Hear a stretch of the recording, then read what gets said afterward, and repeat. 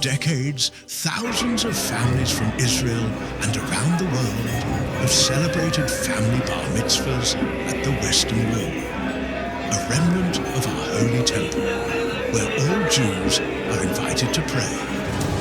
Each week, the Western Wall Plaza fills with joyous and emotional families who have arrived to celebrate their sons' bar mitzvahs here, the source of inspiration and yearning by Jews for centuries, and a symbol of the fortitude and strength of the State of Israel. Orthodox bar mitzvahs can be serious and spiritual events with a heavy emphasis on the aliyah to the Torah. In some congregations, the bar mitzvah boy will study for a whole year.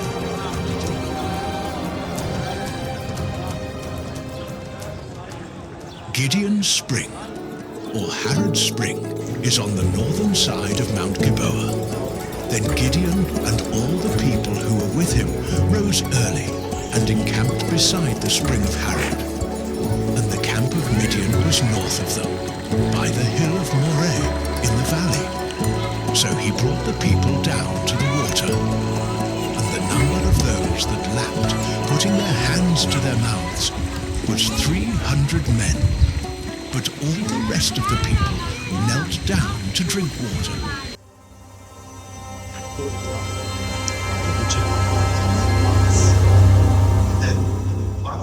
It's concrete and on top of each other.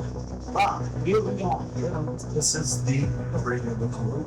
This stone here on Hachi is believed to be the largest single cut stone block in the world. It's estimated about 570 tons. And it believes in the belief that it is to give stability to the wall. In 2,000 years later, it's still standing here. And the original road is found underneath.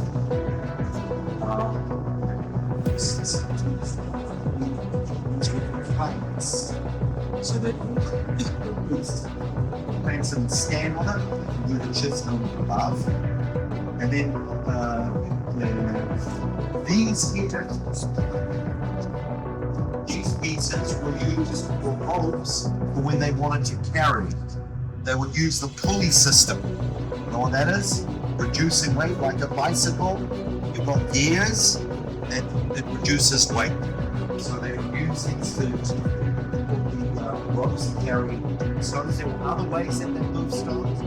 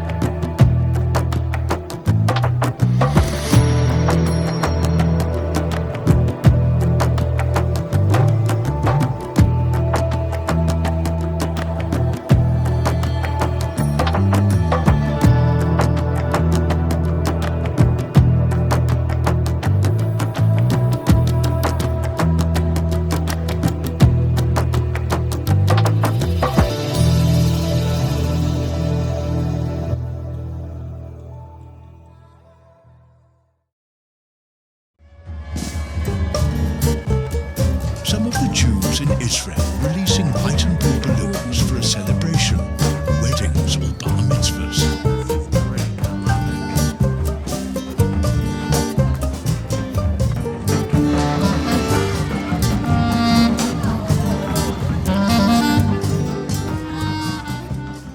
Jerusalem Archaeological Park. The park is located in the northern offal of Jerusalem, at the foot of the Temple Mount's southern wall. It contains archaeological finds from the Bronze Age in 3,000 1000 BC up to the Ottoman period. Jews did animal sacrifice right here.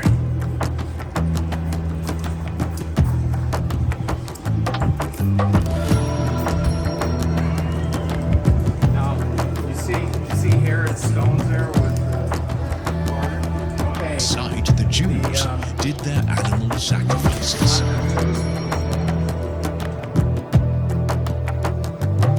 A mikvah is where you take a ceremonial bath. Ritual. It is a religious or spiritual ritual that involves cleansing the body with water. They can be used for purification, healing, or as a rite of passage.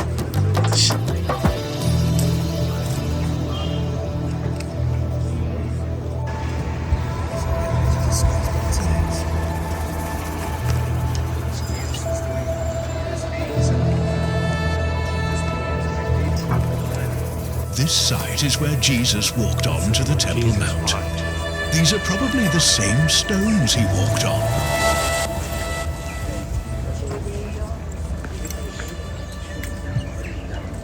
Robinson's Arch. The arch is named after biblical scholar Edward Robinson, who identified its remnants in 1838. Robinson's Arch was a monumental staircase carried by an unusually wide stone arch, which once stood at the southwestern corner of the Temple Mount. It was built as part of the expansion of the Second Temple, initiated by Herod the Great at the end of the 1st century AD. Collapsed on the paved street are stones of the western wall of the Temple Mount enclosure.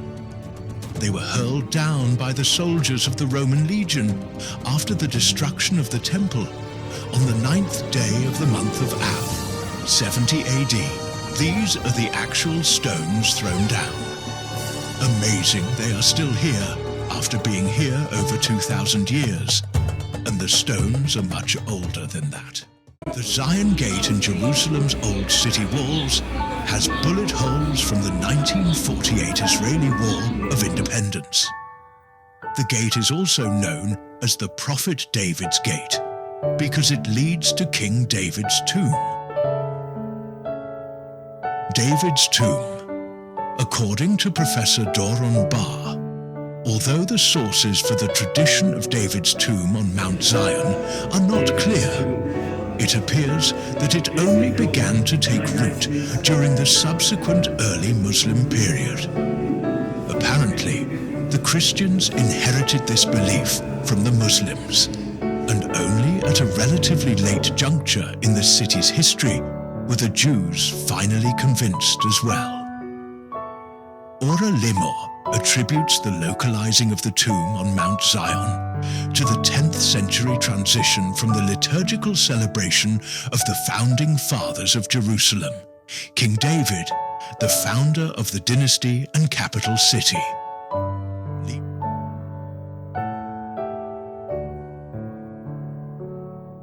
In 1997, Eilat Mazar, seeking to find the Palace of David, used a reference in the 2nd book of Samuel, which refers to David going down to the stronghold after having been anointed, 2 Samuel 5:17.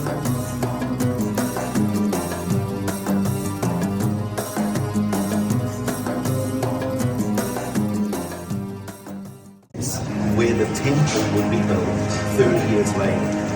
So, very important historically, because today, the Jewish people, this becomes political today.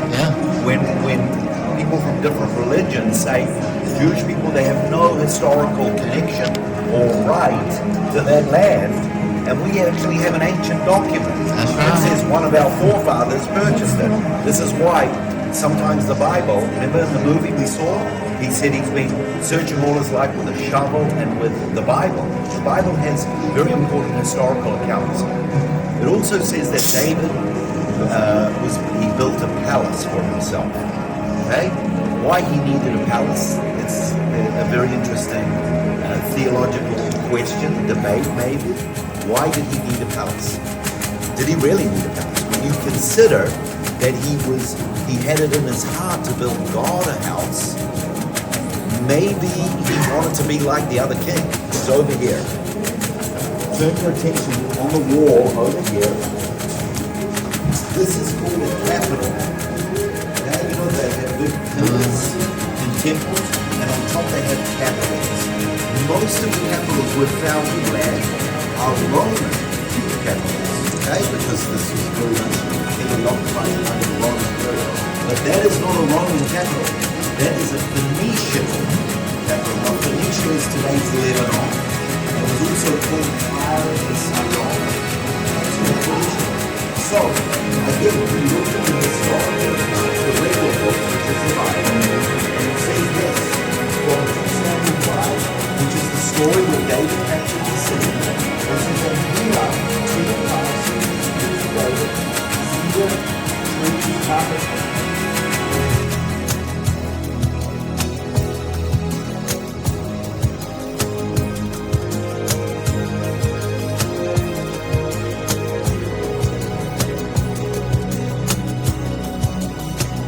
The summit of the excavated area is a massive stepped stone structure.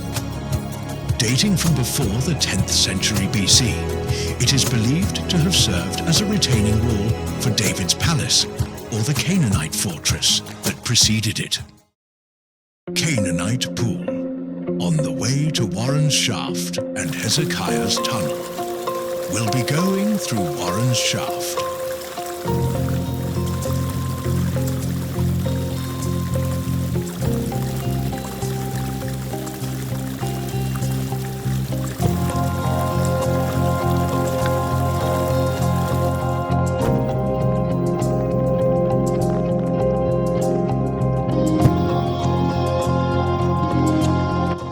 We're going through the Canaanite Tunnel. It's the dry tunnel. I feel like going through Hezekiah's tunnel. Yes. We didn't have to. Yeah, what does they use? Yeah, they were amazing. I know the engineering, I can think about pyramids, sphinx, and things like that. I think it's like that. People were developing, they didn't know the gaps in that technology.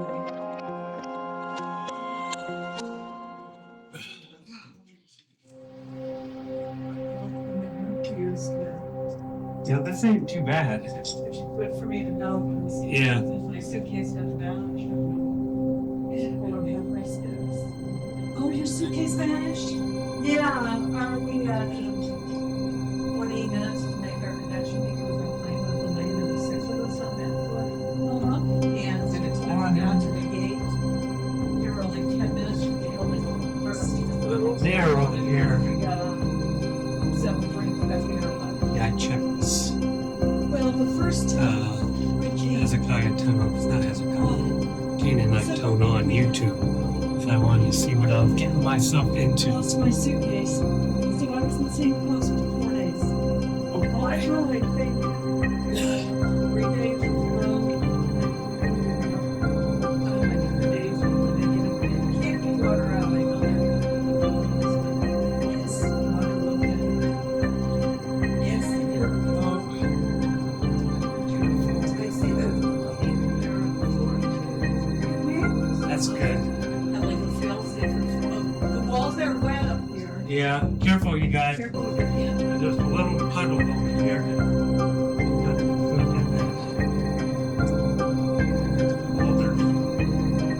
The water's dripping off the walls.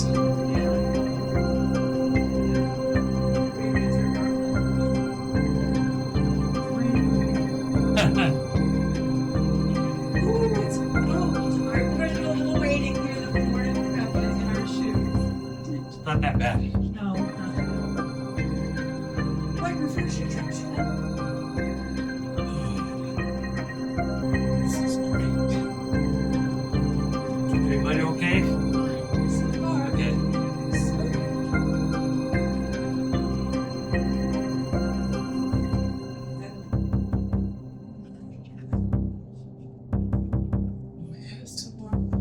We don't go there. Okay. Yeah.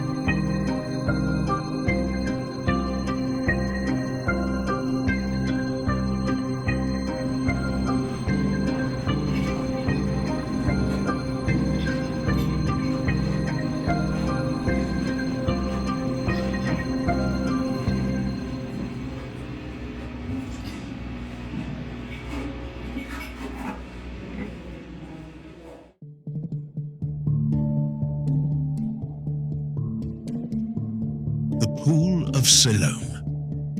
This mural depicts the Pool of Siloam that probably looked in Jesus' day over 2,000 years ago. This pool is famous for when Jesus healed the blind man who was blind since birth. Jesus made mud with his saliva and spread it on the man's eyes and told him to go wash his face in the Pool of Siloam. The man washed and came back seeing.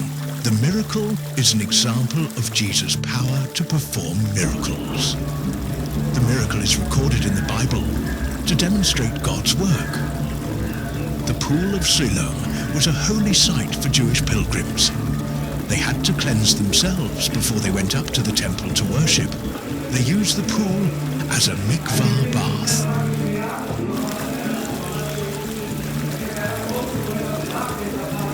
Pilgrimage Road. That goes up to the Temple Mount. Jesus most likely took this road is the early Roman period street connecting the Temple Mount from its southwestern corner